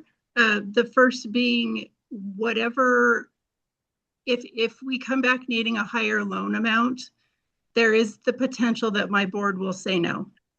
The funder that we have spoken with for the loan, which is the Rural Community Assistance Fund, they have indicated the potential of funding this with a line of credit and a loan. However, we don't have terms yet since I don't have anything final from the state. So that is a bit of a not for certain answer if we don't get if we don't get the $500,000 support. The other component of that, Greg, is the ability to move quickly on these properties becomes lessened because I don't have the cash to pay for them. Everything for the state is a reimbursement. So PRS would need to fund everything up front. We are already in sort of a tenuous situation with the potential loss of properties because this is taking so long.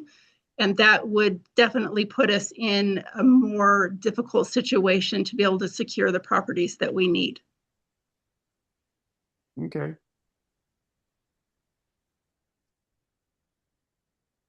That answer your question, Greg? Yeah. Okay. So just to, let's see, I want to make sure I've got this straight. Just to circle back, I have a motion from Lida Scoggin to fund $513,644 for the Built for Plumas PRS grant, seconded by Marcia Roby. I'm going to go ahead and just do a roll call vote. So Lida Scoggin? Yes. Marcia Roby? Yes. Danny Steyer? Yes.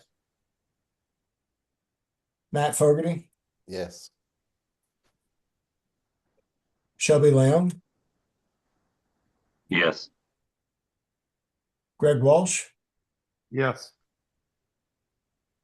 and Dax Albrecht. Yes. Okay. The motion to fund $513,000 or $513,644 is approved. All right. Thank Very you. good. Yeah, Thank you very, very congratulations. much. Thank you, everybody. Thank you for trusting us. We're gonna make this happen. Absolutely. Okay. We're counting on it. All right.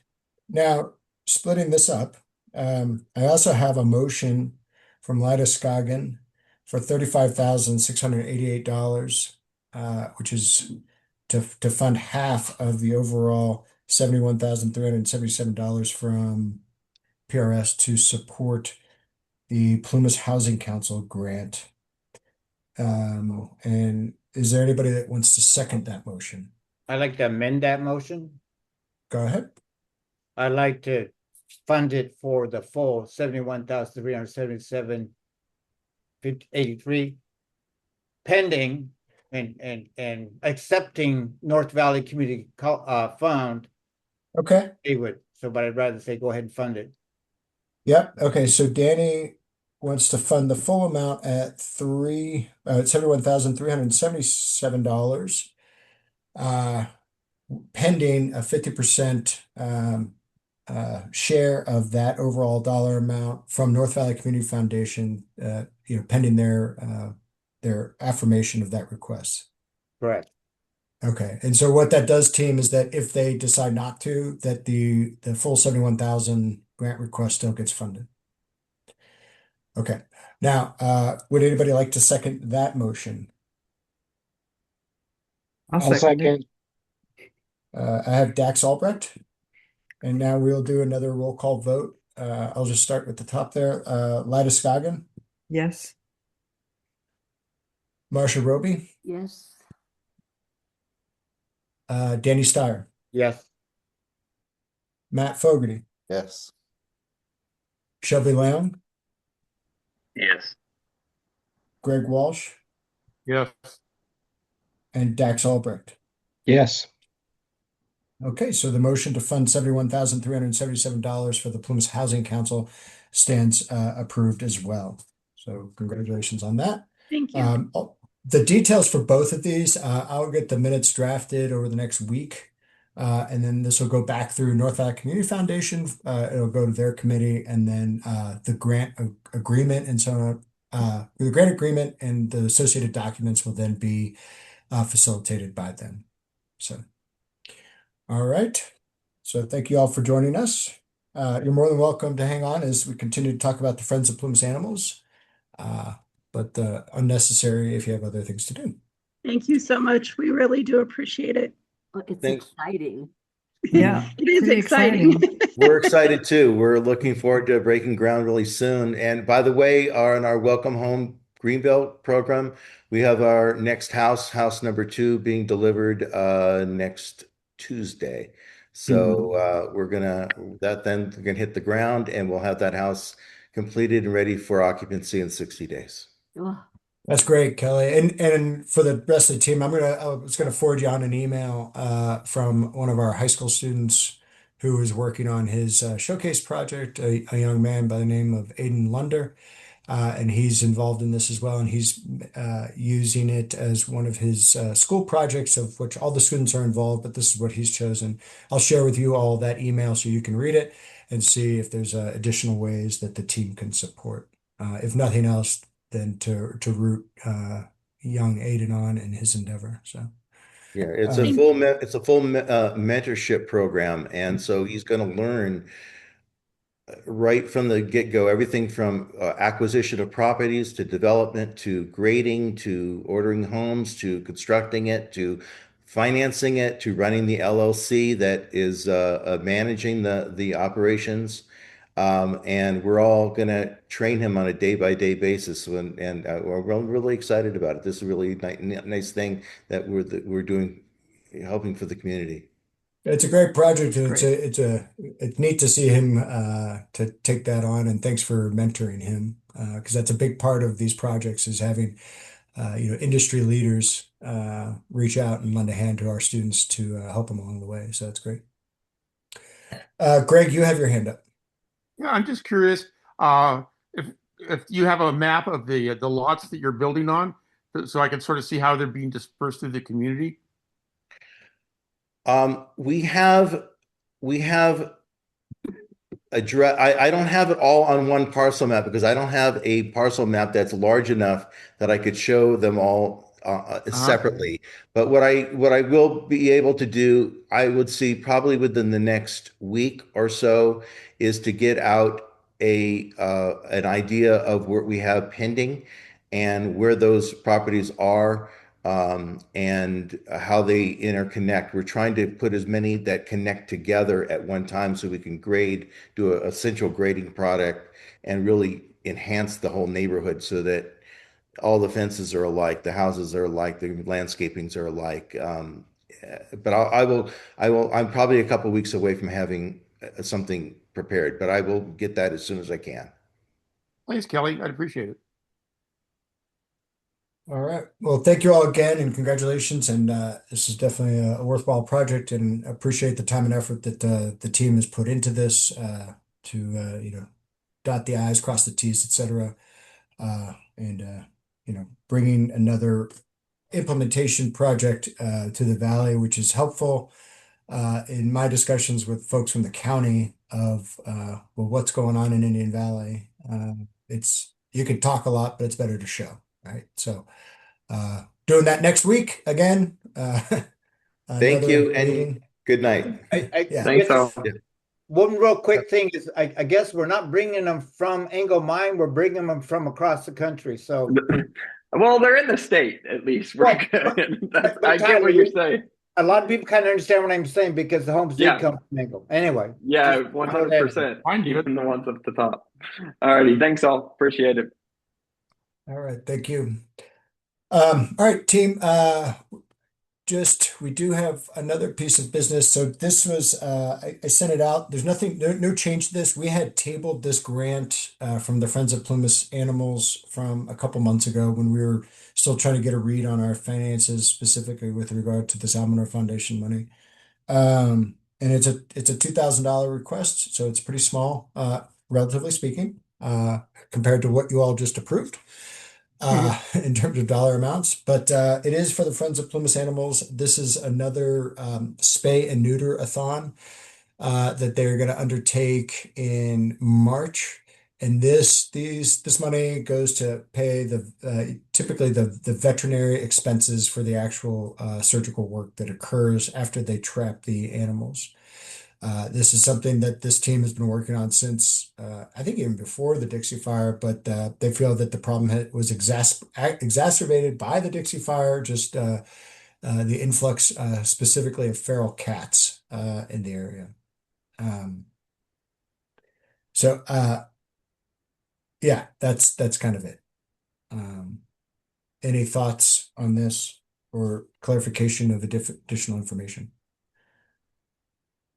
I think it's a great thing. I move that we just approve it. Okay, so Greg Walsh, a motion to approve for $2,000 to Friends of Plymouth Animals. Can I get a second? Marshall seconds it. Okay, and roll call, Lida Scoggin, Yes. Marsha Roby, Yes. Danny Steyer, Yes. okay, Matt Fogarty, Aye. aye.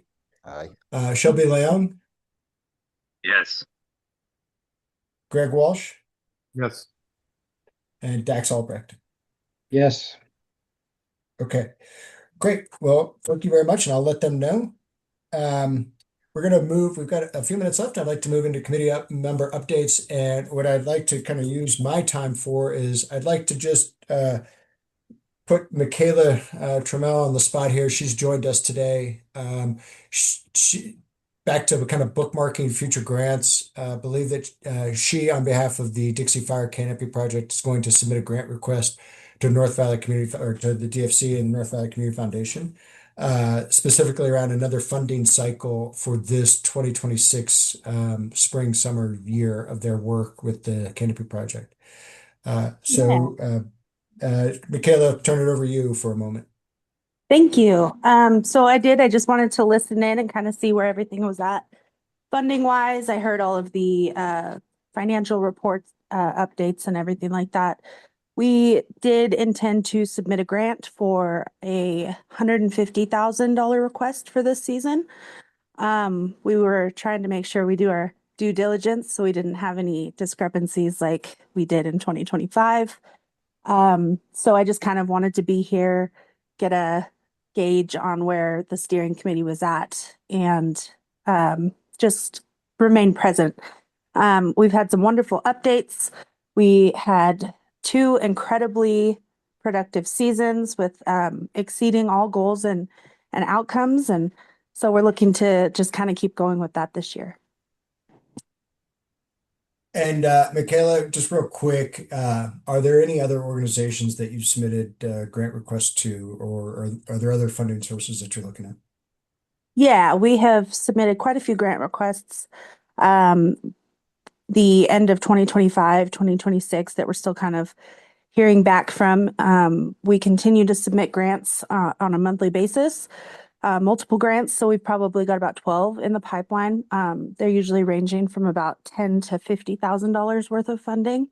And then we hear back from about 25% of those in the grant world. So, we're always actively searching for funding. There's going to be some larger ones that open up in late summer and early fall, and will be really good standings for those. We do have the Arbor Day Foundation is funding us for another tree distribution event partnered with Verizon Wireless. So we do have quite a few opportunities we're looking at right now that we're hoping to see happen this year, but we wanted to make sure we tried to partner with the DFC one last time.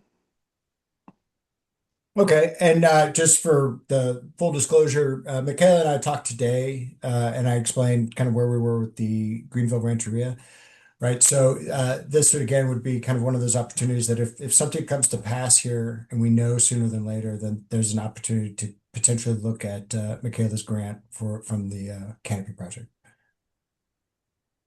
Yes.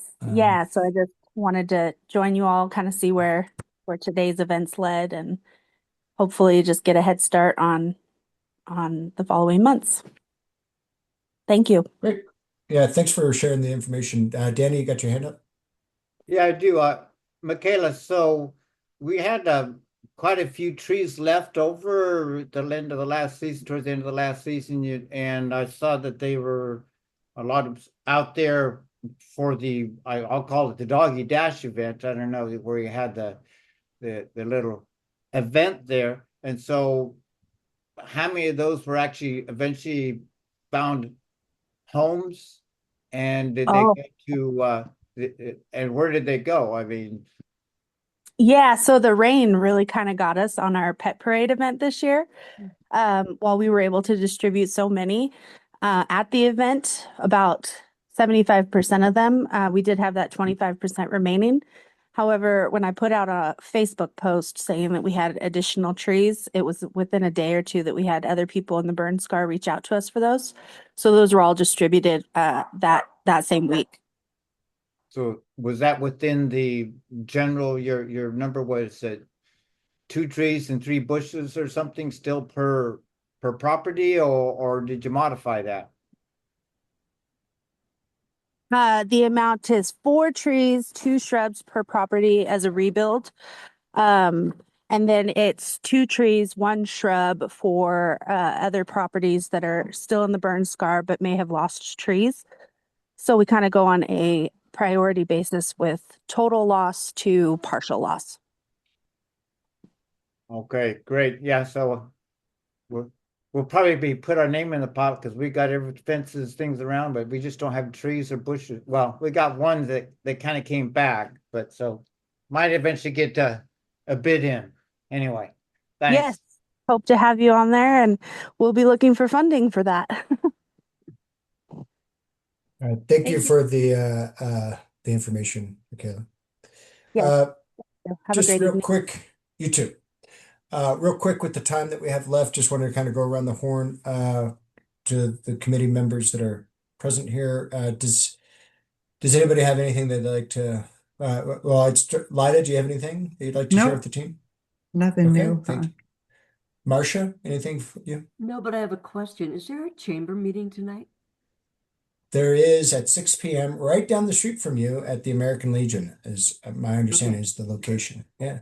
Yeah, they haven't sent reminders to me. I got one today saying there was a newsletter attached to it, and then it quickly replied back with a change, not a change or an update to the time or something at 6 p.m.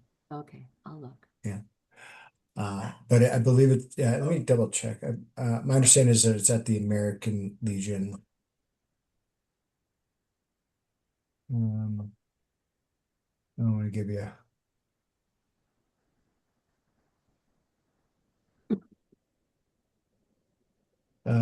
6 p.m. at the American Legion Hall on Monday, February 2nd, this Groundhog Day. All right. Danny, anything for the team? Nope, I said it all. Okay, thank you. Matt? Nope. Okay. Shelby? Nope. Greg?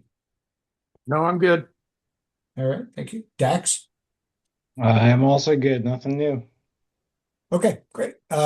Just and a couple things that I'm working on. I'm working on a narrative piece that Kaylee Ward, our disaster recovery coordinator at the county, asked me to work on with regard to just a narrative around about the Dixie Fire Collaborative that will go into the long-term recovery plan.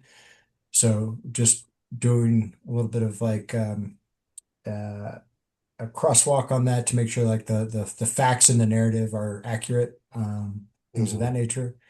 I'm also meeting with Kaylee and Tracy and Supervisor Goss and Supervisor Hall next week to discuss 2026. Like what's the plan, and where does the county see themselves going this year with regard to recovery effort. And some of this is spurred on by the fact that we're 4.5 years into this, coming up into year 5 since the start of the fire, and it's the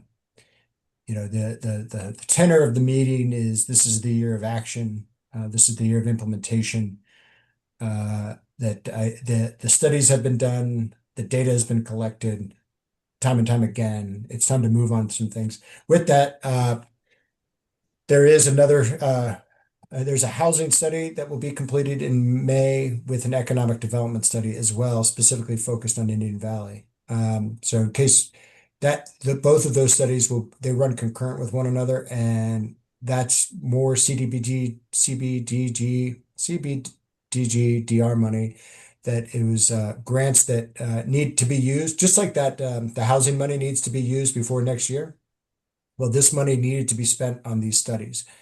And so there's a third party that's doing the housing study and economic development. And so they will produce their findings, but that's sort of like, that's the last one.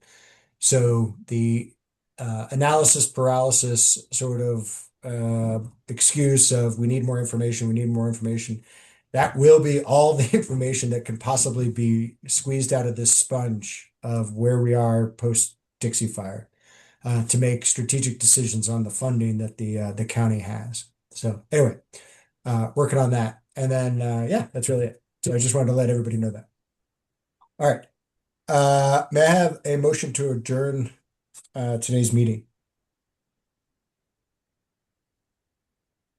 All motion, Dax. Thanks, Dax. A second? I'll second it, Lida. Lida, and all in favor?